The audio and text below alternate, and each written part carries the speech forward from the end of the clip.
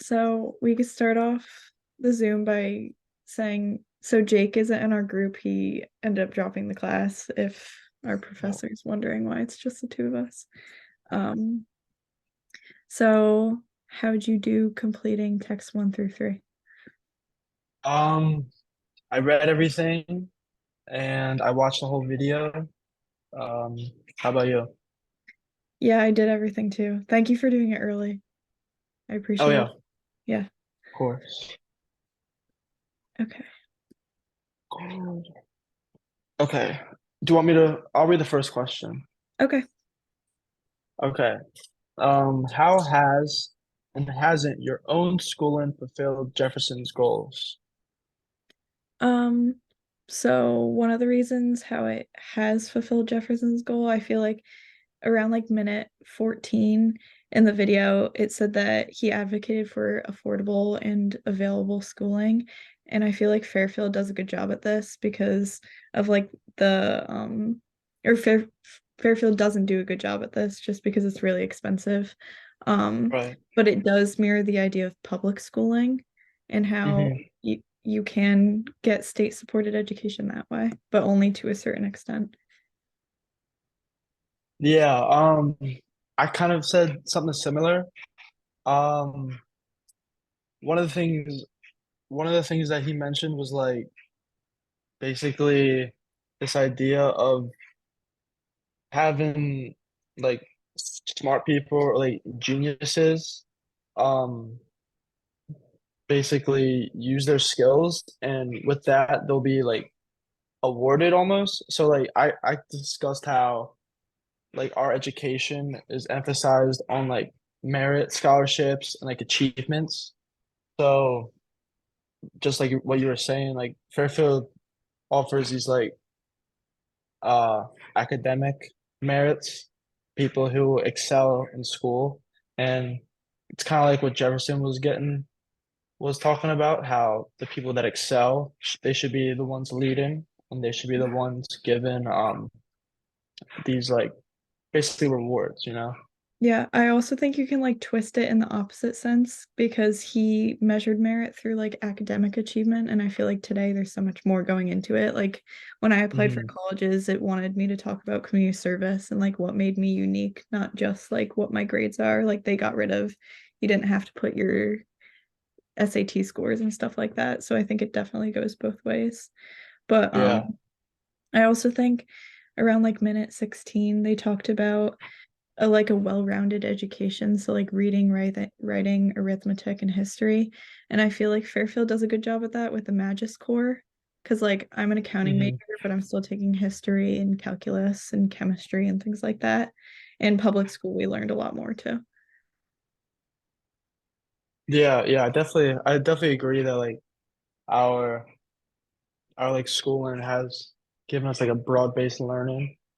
Um, for stuff when it says how it hasn't fulfilled Jefferson's goal, um, I said that like I kind of feel like our education has um emphasized more so like preparing us for the workforce rather than like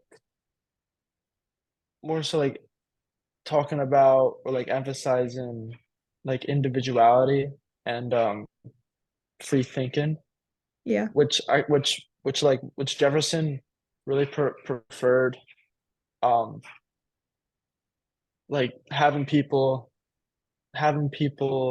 learn more through individuality and being able to like grow their have more intellectual growth rather than just preparing us off like the same like future almost, you know what I mean?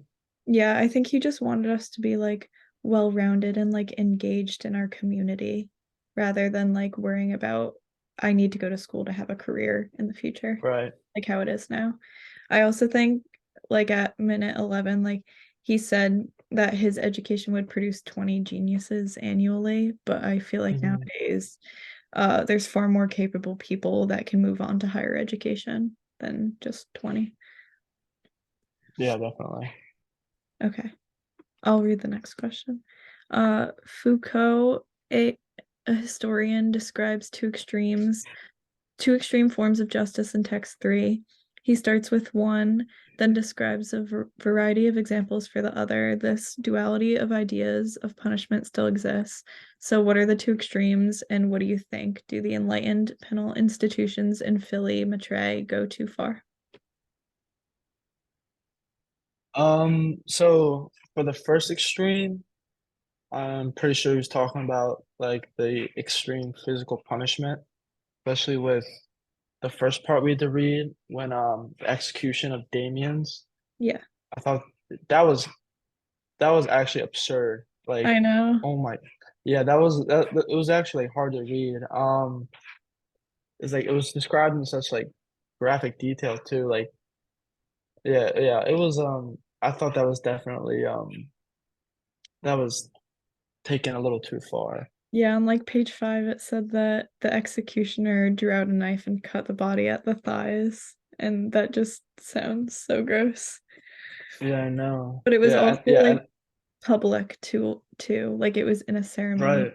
people, which Yeah, they were trying to like make a what's it called? Like make a example of them, you know? yeah, yeah, Yeah, and I have a quote from that's like described it. It's yeah, like it said the flesh will be torn from his breast, arms, thighs, and calves, red hot pincers, his body drawn and quartered by four horses. Like that yeah. was yeah, In like all that was different a lot. directions. Yeah.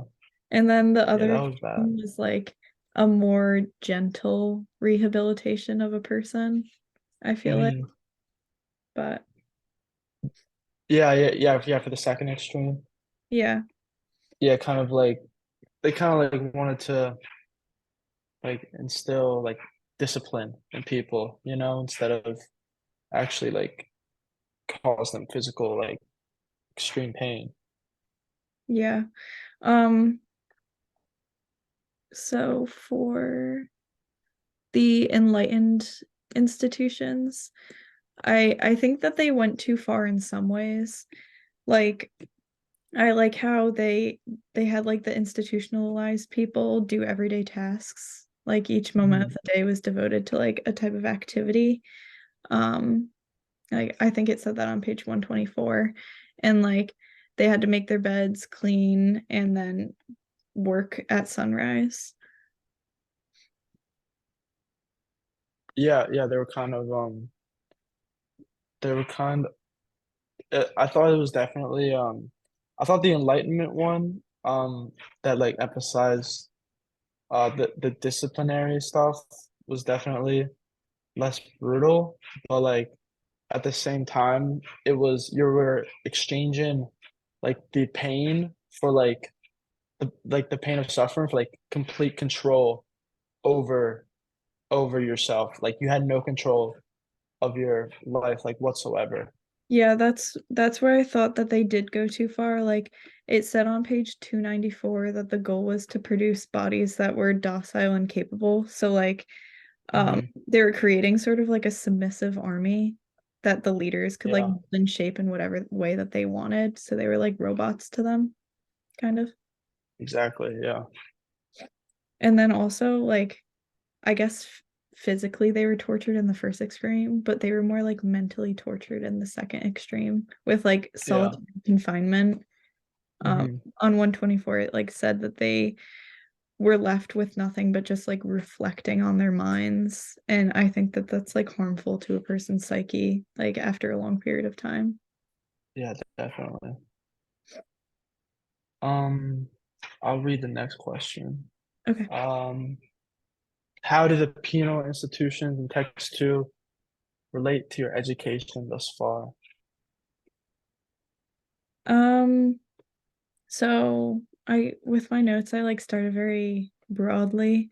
Like on page 124, it said a bell rings to mark the end of their work. So like in public schooling, a bell would ring to mark like the beginning of class and the end of class, dismissing us.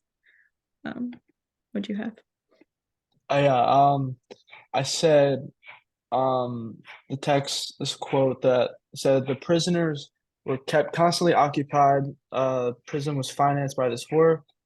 The prisoners were also rewarded individually as a way of reinserting that morally and materially into the strict world of the economy. And I said this kind of reminded me of how we're always working on assignments and projects to earn the like good grades and ultimately for our degree, and then which is like supposed to help us be integrated into the Yeah. workforce, you know? Yeah, and like we still get rewarded by like the dean's lists and stuff like that. And Hmm. they still Right. do awards at school for good behavior, I guess.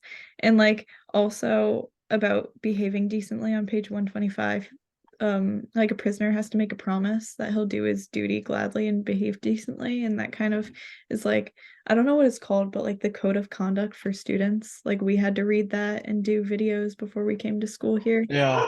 So, like, that and like academic honesty to promise that we will be good students as well. Yeah. What else was there? Um, oh, it said like on page 126 that the prisoners were divided into four classes. So like that kind of relates to public schooling, how our classes were divided based off of like academic ability. Hmm. And I guess that also relates to text one because like Jefferson wanted to divide the towns to build public schools, and then the students were also grouped based off of merit. Yeah. Yeah. For how it relates to. Wait, are we on the next question? Relates to text three. Oh, I was still on question four where it says like Oh, my relate bad. text three to text one and two. Okay, got it. Yeah. So the point I made, was how Foucault, um, he first shifted from like talked about like the physical form of punishment and that like inflicted the pain on the body, um, to more. Wait, I think I'm on the wrong question on my note. My bad. That's okay. Do you wanna Yeah, I can take continue? over for a little. Yeah, Yeah, yeah, yeah, yeah. you Take over. can look around in your notes. My bad. I guess like text three relating to text two and text one, it was like how far can you go? How far can you exploit your mind with learning and like how it said like the implants could help students learn and communicate faster and compete with AI, but I also think that Hmm. goes against text one where Jefferson is trying to like cultivate natural aristocracy. So like Right. are you doing it for yourself or is someone helping you? And then in text two, like disciplining yourself, like how far is too far kind of. But Yeah. Yeah. I definitely think that that definitely makes sense. Yeah. And and like I did think it was interesting how in text three they thought a lot about like the ethical portions of like the brain implants, but you know like going like back in time when like the first penal institutions were like discussed, it kind of feels like their ethics and morality like completely escaped them when they were devising their like plans, you know? yeah, and I guess it goes back to like in the context of when they were made. So like Hmm. they probably thought that was okay with the time Right. period they were in, and like now it's with AI and things, it's hard to decide like what is ethical right now in time. Hmm. But I guess we can move on to question five because we're kind of talking about text three a lot. So like Yeah. what's your personal take on text three and might it make for a better society?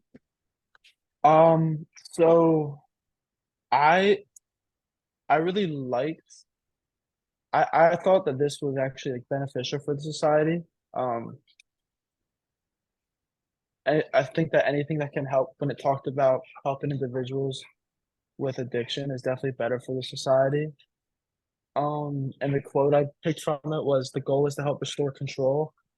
And if it works on obesity, which afflicts roughly 4% of adults in the United States, he plans to test the gizmo against addictions to alcohol, cocaine, or other substances. Um, I think that anything that really can help people who suffer from like these types of addictions, Yeah, can be beneficial for any society. yeah, and I like how he explained it on page 2, how he was like, the lack of impulse control and addictive behavior is like a malfunction of the brain, so it's like not their fault, and it can actually just be fixed through Hmm. I think it was like mild electrical current, which sounds really creepy and scary, but Yeah, if it helps with like obesity, addiction, and diseases, I think that's how it can do well in society, but it can do harm with like how it could give like students a leg up when it said on page 4, like competing with AI. right. And then like it also talked about how like people can use this to like take advantage of someone's pain and Yeah. basically when talking about like the advertising and how like it will start showing you things that like you like desire, and then since it's like basically almost brainwashing you, you're not going to be able to have the option to like say no to some things, and that part was very scary. Yeah, on page 3 it said like harvesting thoughts, dreams, and desires, which sounded kind of Hmm. creepy. But on like page 3, it talked about like blurring personalities. It's like are are these emotions like truly theirs? But I kind of like how the person who wrote it like compared it to antidepressants, like the medication, where it's like, are those thoughts truly yours? Like there's so much, it's really subjective on the way you think about it. Right. But yeah. Do you have anything else? No, Okay. I'm good. Let me just